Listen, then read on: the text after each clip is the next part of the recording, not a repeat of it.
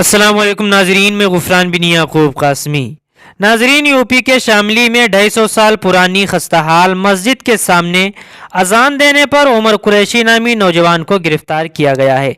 दरअसल शामली जिला के गांव आता गोसगढ़ में 4 बीघा अराजी में मस्जिद जैसी खस्ताहाल इमारत है। कुछ लोगों का दावा है कि यह सैकड़ों साल पुरानी इमारत एक मस्जिद है। गुज़िश्ता जुमा को जलालाबाद टाउन के रहने वाले उमर कुरैशी नामी नौजवान ने उस जगह पहुंचकर नमाज पढ़ी और वीडियो और तस्वीर सोशल मीडिया पर वायरल कर दी।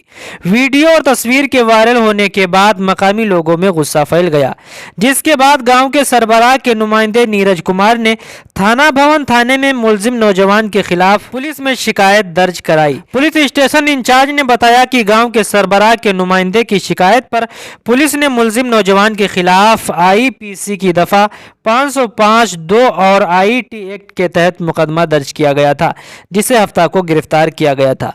मकामी लोगों के मुताबिक जाए वकूअ पर मौजूद ढांचा जुज़वी तौर पर टूट फूट का शिकार है।